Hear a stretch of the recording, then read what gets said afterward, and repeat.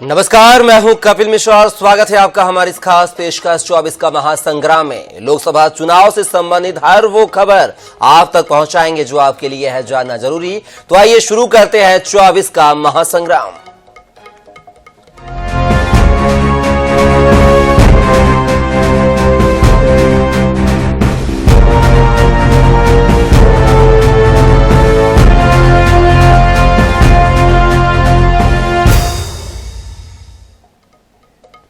इस बार लोकसभा चुनाव 2019 की तरह अप्रैल मई में 7 चरणों में हो सकता है। हालांकि अभी चुनाव आयोग ने तारीखों का ऐलान नहीं किया है, लेकिन इसके मार्च के दूसरे हफ्ते तक आने की संभावना है। चुनाव आयोग ने कहा है कि उसकी तैयारी पूरी है। देखिए क्या है चुनाव आयोग की तैयारी और क्या है चुनाव के कयास, इस रिपोर्ट के माध्यम से। लोकसभा चुनाव की तारीख करीब आ रही है। अनुमान है कि अप्रैल मई में आम चुनाव हो सकते हैं। उम्मीद जताई जा रही है कि इलेक्शन कमीशन मार्च के दूसरे हफ्ते में तारीखों का ऐलान कर सकता है। पीएम मोदी ने बीजेपी के लिए अकेले 370 का टारगेट रखा। उनका दावा है कि एनडीए इस बार 400 का आंकड़ा पार कर लेगी। एनडीए तीसरी बार दिल्ली की सत्ता पर काबिज होने का सपना देख रही है।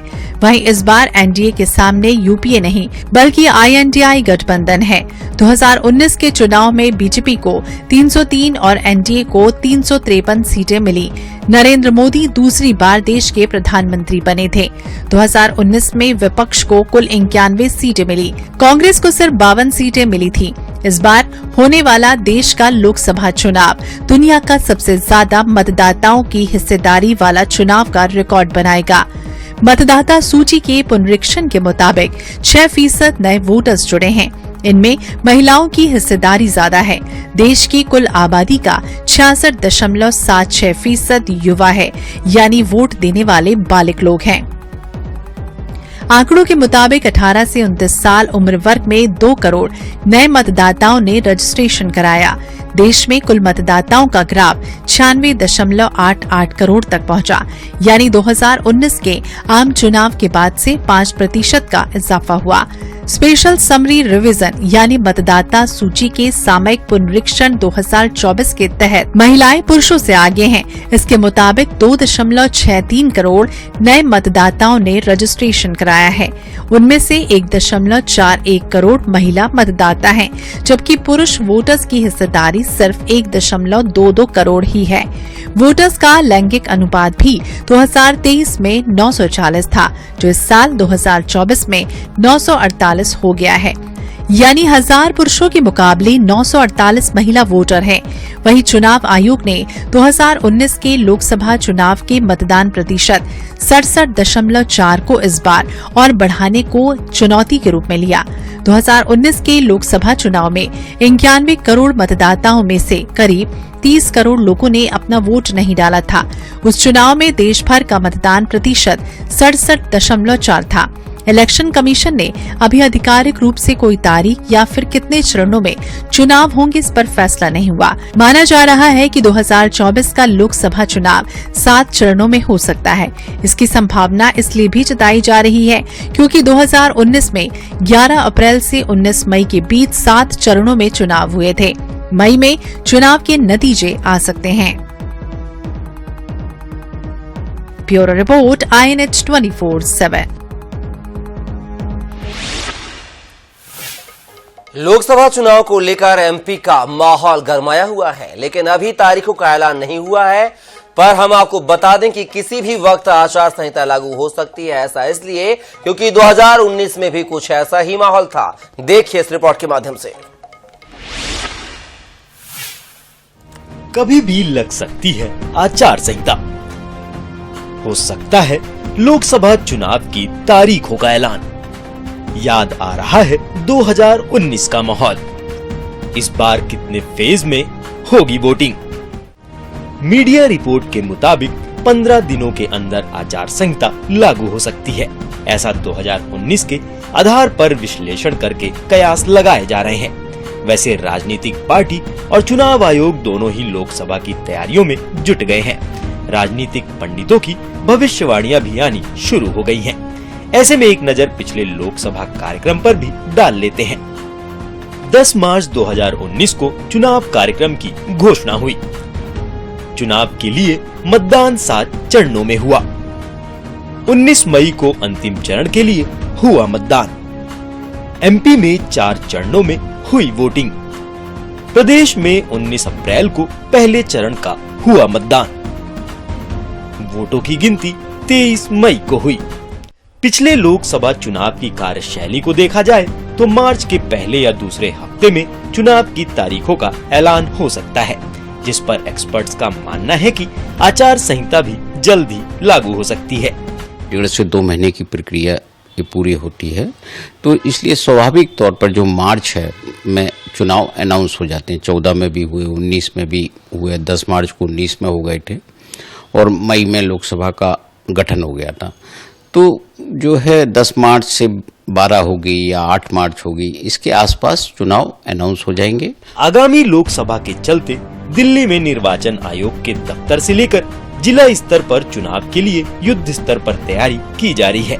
अप्रैल मई में होने वाले संभावित लोकसभा चुनाव के लिए मध्य प्रदेश में मतदाता सूची भी तैयार हो गई है।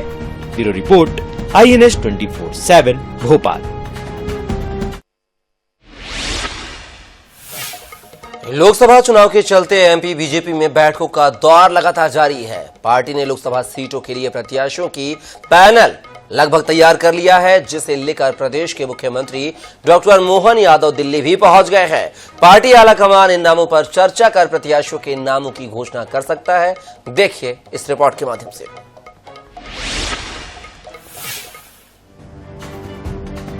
लोकसभा चुनाव को लेकर भारतीय जनता पार्टी ने तैयारियां शुरू कर दी हैं। मंगलवार को मध्य प्रदेश के प्रदेश कार्यालय में लोकसभा के उम्मीदवारों को लेकर दिन भर मंथन का दौर चला। प्रदेश की 29 लोकसभा सीटों पर 3 से 4 नामों का पैनल बनाया गया है।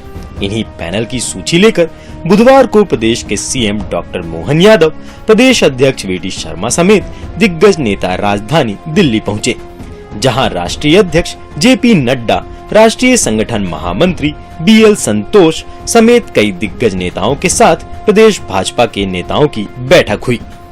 आने वाले लोकसभा चुनाव की दृष्टि से 29 की 29 लोकसभाओं पर हमने विस्तृत चर्चा की है। कौन कार्यकर्ता अच्छे से अच्छे प्रत्याशी के तौर पर हो सकते हैं, इन सारी बातों की चर्चा भी हमने सभी एक अच्छे भाव के साथ, तो हमने एक व्यवस्थित तैयारी इसको लेकर के की है। इसके बाद जल्दी ही आपको लोकसभा चुनाव की दृष्टि से हमारा केंद्रीय नेतृत्व भारतीय जनता पार्टी के प्रत्याशी के तौर पर मध्य प्रदेश के प्रत्याशियों के बारे में भी निर्णय लेगा। भाजपा मुख्यालय में हुई ये बैठक करीब 2.5 घंटे तक चली, जिसमें पैनल को शॉर्ट लिस्ट किया गया। इसके बाद दिल्ली में गुरुवार को होने वाली केंद्रीय चुनाव प्रबंधन समिति की बैठक में इस पैनल को रखा जाएगा। माना जा रहा है कि केंद्रीय चुनाव समिति से नामों को मंजूरी मिलते ही कभी भी नामों का ऐलान हो जाएगा। Bureau report, INS 24/7 Bhopal. Lok Sabha चुनाव में मध्य प्रदेश की 29 सीटों पर जीत की तैयारी में जुटी भाजपा में उम्मीदवार को लेकर रायशुमारी की जा रही है। भोपाल में मंगलवार को हुई बीजेपी कोर कमेटी और प्रदेश चुनाव समिति की बैठक में कई लोकसभा सीटों के लिए नेताओं के नामों पर चर्चा का पैनल तैयार किया गया है। अब उस पर बीजेपी केंद्रीय चुनाव समिति की मुहर लगना बाकी है। बीजेपी की प्रदेश चुनाव समिति की बैठक में लोकसभा सीट के लिए संभावित दावेदारों के नाम पर चर्चा की गई। पैनल में पूर्व मुख्यमंत्री शिवराज सिंह चौहान, केंद्रीय मंत्री ज्योतिरादित्य सिंधिया और नरोत्तम मिश्रा समेत तमाम नेताओं के नाम शामिल हैं। जानकारी के अनुसार रायशुमारी के बाद 23 लोकसभा सीटों के दावेदारों के नामों का पैनल तैयार किया गया है। हालांकि पार्टी हाईकमान ही नामों पर अंतिम मुहर लगाएगा। आइए आपको ग्राफिक्स के जरिए बताते हैं कि किस सीट पर कौन दावेदार और किसका टिकट कट सकता है। तो भोपाल से देख सकते हैं VD शर्मा प्रदेश अध्यक्ष हैं और नरोत्तम मिश्रा और सुमित पचौरी का नाम चल रहा है। बात की जाए तो मुरैना सीट पर बात करें तो नरोत्तम मिश्रा, नरेंद्र सिंह तोमर का नाम चल रहा है। वहीं बात की जाए ग्वालियर से तो ग्वालियर से ज्योतिरादित्य सिंधिया, नरोत्तम मिश्रा, कौशल शर्मा, जयभान सिंह पवैया का नाम चर्चा में है। भिंड की बात की जाए तो सुमन राय, इमरती देवी, घनश्याम पिरोनिया का नाम यहां से पैनल में शामिल है। वहीं गुना सीट की बात की जाए तो ज्योतिरादित्य सिंधिया और KP यादव दोनों एक दूसरे के धुरंधर, उनका नाम पैनल में है। राजगढ़ की बात की जाए तो रोडमल नागर, बंटी बना और अंशुल तिवारी का पैनल में नाम शामिल है। होशंगाबाद सीट की बात कर लेते हैं, जहां पर डॉक्टर राजेश शर्मा, दर्शन सिंह चौधरी, माधव दास अग्रवाल सहित तमाम जो नाम हैं। विदिशा की बात करें तो पूर्व सीएम शिवराज सिंह चौहान, मनोज कटारे और तोरण सिंह दांगी का नाम पैनल में है। खंडवा सीट से पूर्व सांसद वर्तमान सांसद ज्ञानेश्वर पाटिल, पूर्व महापौर सुभाष कोठारी और एक का नाम शामिल है। छिंदवाड़ा हाई प्रोफाइल सीट से नत्थन शाह, कवरेती और डॉक्टर गगन कोल्हे और बंटी साहू का नाम चर्चा में है। टीकमगढ़ से वर्तमान सांसद वीरेंद्र कुमार खटीक, जिला उपाध्यक्ष गोपाल राय, आर भारती आर्य सहित एक अन्य का नाम शामिल। वहीं दमोह से अभिषेक भार्गव, दीपू, राहुल सिंह लोधी और रामलाल पटेल का नाम चर्चा में है। वहीं देवास सीट से वर्तमान सांसद महेंद्र सिंह सोलंकी, विजय अट्टवाल, मनोज परमार और गोपाल परमार का नाम शामिल है। वहीं उज्जैन से अनिल फिरोजिया, चिंतामणि मालवी और विजय अट्टवाल का पैनल में नाम है। वहीं बालाघाट से बात किया है तो डॉक्टर ढाल से विसेन, वैभव पवार और गौरी शंकर विसेन का नाम है। यहां पर मंदसौर सीट पर सुधीर गुप्ता, नानालाल अटोलिया, दिनेश शुक्ला और पवन पाटीदार पैनल में है। वहीं रतलाम सीट से गुमान सिंह डामोर, पूर्व विधायक दिलीप कुमार मकवाना पैनल में शामिल किए गए। रीवा सीट से जनार्दन मिश्रा, पुष्पराज सिंह और अजय सिंह का नाम पैनल में।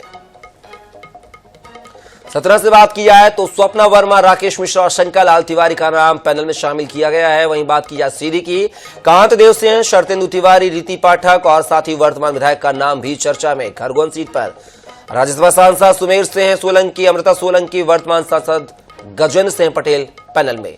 वहीं बैतूल सीट पर मंगल सिंह और दुर्गा दास उइके का नाम शामिल। खजुराहो से संजय पाठक और वीडी शर्मा का नाम पैनल में शामिल है। जबलपुर से वीडी शर्मा, राकेश सिंह और जगत बहादुर से अन्नू का नाम चर्चा में। और चलिए अब आपको वो सीटें बताते हैं, उन सांसदों के नाम बताते हैं जिन पर तलवार लटक रही है कि उनको टिकट मिले या ना मिले। पहला नाम ग्वालियर सीट से है विवेक सेजवलकर, वर्तमान में सांसद हैं, इनका नाम पैनल में नहीं है। खरगोन से गजेंद्र सिंह पटेल सांसद हैं लेकिन पैनल में नाम नहीं, तलवार लटक रही है। वहीं 17 से बात किया है तो गणेश सिंह का पैनल में नाम ही नहीं है, तो आप समझ सकते हैं कि इन पर तलवार लटक रही है। विदिशा से रमाकांत भार्गव सांसद हैं फिर भी पैनल से दूर है। भोपाल से साध्वी प्रज्ञा सिंह ठाकुर का नाम नहीं है।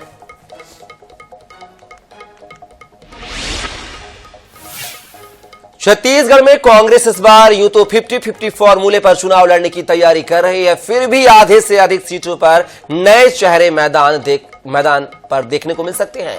हालांकि पार्टी पूर्व मंत्रियों, पूर्व विधायकों और वरिष्ठ नेताओं को चुनाव लड़ाने का दावा कर रही थी, लेकिन अब नए चेहरों पर दाव आजमाने की तैयारी कर रही है। आखिर क्या है पेश, देखिए इस खबर के माध्यम से। छत्तीसगढ़ में विधानसभा चुनाव में हारने के बाद कांग्रेस लोकसभा चुनाव में परफॉर्मेंस सुधारने की कोशिश कर रही है।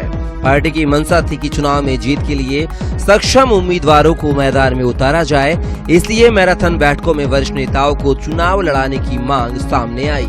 पूर्व मुख्यमंत्री भूपेश बघेल को 3 लोकसभा क्षेत्रों में से कहीं से भी चुनाव लड़ने का ऑफर दिया गया है। इसके अतिरिक्त ताम्रध्वज साहू, शिव डहरिया, अमरजीत भगत, धनेन्द्र साहू के नाम भी लिए गए, लेकिन इनमें से अधिकतर नेताओं ने चुनाव लड़ने में अनिच्छा जताई।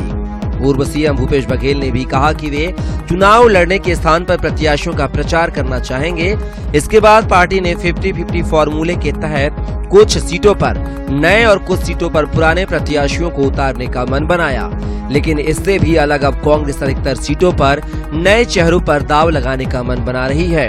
यही वजह है कि सामाजिक समीकरणों का ध्यान रखते हुए सभी सीटों से पुरानों के साथ नए और चुनाव लड़ने के इच्छुक नेताओं के नामों पर गंभीरता से मंथन किया जा रहा है। पीसीसी चीफ दीपक वैज भी कुछ यही संकेत देते हैं।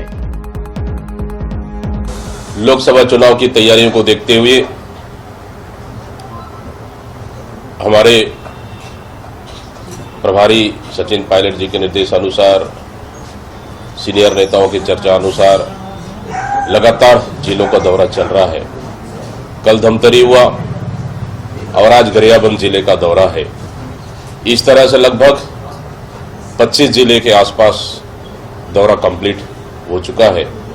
कुछ जिले शेष हैं, उस जिलों को भी एक सप्ताह के अंदर कंप्लीट कर लिया जाएगा, जहां जाकर कार्यकर्ता और सीनियर नेताओं से चर्चा कर रहे हैं और आगामी लोकसभा चुनाव की तैयारियों को लेकर लगातार मंथन चल रही है।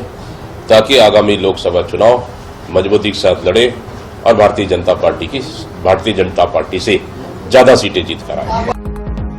विधानसभा चुनाव के लिहाज से देखें तो महासमुंद, राजनांदगांव, कांकेर, जांजगीर चांपा जैसी सीटों पर कांग्रेस ने बेहतर परफॉर्म किया है। इन सीटों पर कांग्रेस को लोकसभा में भी बेहतर प्रदर्शन की उम्मीद है और यही वजह है पुराने और हारे हुए चेहरों की जगह कांग्रेस कई सीटों पर फ्रेश और सामाजिक समीकरणों में फेट चेहरे को उतारने का मन बना रही है। हालांकि कांग्रेस को इसमें कितनी सफलता मिलेगी यह तो चुनाव के परिणाम ही बताएंगे। रायपुर से INS 24/7 के लिए गौरव शर्मा की रिपोर्ट। छत्तीसगढ़ में लोकसभा चुनाव के लिए संभावित प्रत्याशियों के नाम तय करने भाजपा की प्रदेश चुनाव समिति की बैठक हुई है। तय नामों पर केंद्रीय चुनाव समिति के विचार करने के बाद नाम फाइनल किए जाएंगे। इसके बाद कभी भी प्रत्याशियों के नामों का ऐलान कर दिया जाएगा। पहली सूची में 100 नाम हो सकते हैं, जिसमें छत्तीसगढ़ के 5 से 6 नाम हो सकते हैं। देखिए रिपोर्ट। भाजपा के सूत्रों के मुताबिक प्रदेश चुनाव समिति की बैठक में कुछ सीटों पर सिंगल नाम तो कुछ सीटों पर पैनल तैयार किया गया है। बुधवार को प्रदेश कार्यालय में 3 घंटे से ज्यादा चली प्रदेश चुनाव समिति की बैठक में पार्टी को मिले आवेदनों और सर्वे के आधार पर चुनाव लड़ने वाले प्रत्याशियों को शॉर्टलिस्ट किया गया। चुनाव समिति ने कुछ सीटों पर प्रबल दावेदारों की संख्या ज्यादा होने से पैनल बनाया है। इसके आधार पर केंद्रीय चुनाव समिति प्रत्याशियों के नाम फाइनल करेगी। भाजपा में इन नामों की चर्चा। दुर्ग लोकसभा से विजय बघेल को फिर मिल सकता है मौका। पूर्व सांसद सरोज पांडे को कोरबा या बिलासपुर से उतारा जा सकता है। रायपुर के लिए सुनील सोनी, लक्ष्मी वर्मा, उज्जवल दीपक की चर्चा। राजनांदगांव से संतोष पांडे, अभिषेक सिंह का नाम चर्चा में। बिलासपुर से लखनलाल साहू, अमर अग्रवाल, भूपेन्द्र सवन्नी का नाम। जांजगीर से गुहाराम अजगले, निर्मल सिन्हा को मिल सकता है टिकट। महासमुंद से अजय चंद्राकर, चंदूलाल साहू, श्वेता शर्मा है दावेदार। बस्तर से दिनेश कश्यप, लच्छूराम कश्यप, सुभाऊ कश्यप हो सकते हैं दावेदार। कांकेर से विकास मरकाम, राधेश्याम नाग के नाम की चर्चा। सरगुजा से चिंतामणि महाराज, कमल भान मरावी हो सकते हैं प्रत्याशी। रायगढ़ से गेंद बिहारी सिंह, रोहित साय के नामों की चर्चा। इधर प्रत्याशी चयन को लेकर बीजेपी अध्यक्ष किरण सिंहदेव ने कहा है कि प्रदेश चुनाव समिति की बैठक में जितने भी आवेदन आए उस पर बैठकर विचार किया गया। अब राष्ट्रीय नेताओं को रिपोर्ट सौंपी जाएगी। इसके बाद जल्द ही प्रत्याशियों के नामों पर निर्णय कर लिया जाएगा। कल हमारी चुनाव चयन समिति जो है छत्तीसगढ़ प्रांत की, और उसकी भी बैठक हुई है। हमारे प्रांत के सह प्रभारी आदरणीय नीति नवीन जी का मार्गदर्शन सभी को मिला है। सभी चुनाव चयन समिति में जितने भी हमारे नाम आते हैं, आवेदन आते हैं, लोकतांत्रिक पद्धति से हमारे जितने भी सभी की इच्छा रहती है चुनाव लड़ने की, उन लोग के जो भी आवेदन आते हैं उस पर बैठ के सभी लोगों के सुझाव विचार विमर्श करके बात किया गया। और इसकी जानकारी आज केंद्र में जो राष्ट्रीय नेतृत्व और हमारे अन्य वरिष्ठ नेताओं के बीच बैठक होगी उसमें जाके। जिस तरह से पार्टी ने विधानसभा चुनाव में कई चौंकाने वाले नामों की घोषणा की थी, उसी तर्ज पर लोकसभा चुनाव में पार्टी जातिगत समीकरणों के आधार पर अधिकांश सीटों पर नए प्रत्याशियों को चुनावी मैदान में उतार सकती है। बहरहाल केंद्रीय चुनाव समिति की बैठक के बाद किसका सितारा चमकता है, ये देखना दिलचस्प होगा। रायपुर से INS 24/7 के लिए स्वप्निल गोरखेड़े की रिपोर्ट। छत्तीसगढ़ में लोकसभा चुनाव के लिए सियासी दल अपनी तैयारियों में जुट गए हैं। भाजपा ने जहां प्रत्याशियों के नामों का ऐलान करने की तैयारी कर ली है, वहीं प्रत्याशी चयन को लेकर कांग्रेस अभी पीछे नजर आ रही है। इस बीच दोनों ही दलों के बीच लोकसभा को लेकर चुनौती की सियासत भी शुरू हो गई है। देखिए पूरी खबर इस रिपोर्ट के माध्यम से। छत्तीसगढ़ विधानसभा चुनाव में अब तक की सबसे बड़ी जीत हासिल कर भाजपा उत्साहित है। लोकसभा में भी भाजपा को उम्मीद है कि वो मोदी के चेहरे के बूते सभी 11 सीटों पर फतह हासिल करेगी। ऐसे में पार्टी रणनीतिक मोर्चे से लेकर टिकट वितरण तक हर स्तर पर तेजी से आगे बढ़ रही है, लेकिन कांग्रेस फिलहाल कई तरह की उलझनों में उलझी हुई नजर आ रही है। यही वजह है कि फरवरी के अंत में होने वाली सीईसी की बैठक भी अब तक नहीं हो सकी। रणनीतिक मोर्चे पर भी कांग्रेस की तैयारियां धरातल पर नजर नहीं आ रही है। इस बीच अब छत्तीसगढ़ में चुनाव को लेकर चुनौती वाली सियासत शुरू हो गई है। इतना ही नहीं, भाजपा और कांग्रेस एक दूसरे की हिम्मत को ललकारते नजर आ रहे हैं। कांग्रेस के लोग क्या कर रहे हैं? कांग्रेस के लोग हिम्मत है कि किसी सीट में वो कहे कि हम यहाँ पर जीत के ही आएंगे। कांग्रेस के लोगों के पूरी तरीके से ताकत खत्म हो चुकी है और उनका वो जो जादुई तंत्र उनके तोते उड़ गए हैं और उसके कारण से अब उनकी स्थिति मरणासन हो गई और वो अब उबरने की स्थिति में नहीं है। वो तो अभी प्रत्याशी ढूंढने में लगे हैं, उसके बाद तो वोटर ढूंढने में, कार्यकर्ता ढूंढने में लगेंगे, फिर उसके बाद वोटर ढूंढने में लगेंगे, तब तक तो चुनाव बीत चुका होता है। हम किसी एक सीट, पर्सनल सीट को क्यों बताएं? क्योंकि छत्तीसगढ़ में 11 लोकसभा सीट है और हमने कहा इस समय भारतीय जनता पार्टी अति उत्साह में है, लेकिन 3 महीने के भारतीय जनता पार्टी की सरकार की कार्यकाल में छत्तीसगढ़ की जनता ने देख लिया है। चाहे किसानों के मसला हो, युवाओं के मसला हो और माता बहनों के मसला हो, सबको ठगने का काम किया। इससे छत्तीसगढ़ की जनता ने फिर से मन बना लिया है कि भारतीय जनता पार्टी की सरकार ने छत्तीसगढ़ में धोखा दिया है। आने वाला समय में छत्तीसगढ़ में लोकसभा चुनाव में कांग्रेस को जिताएंगे।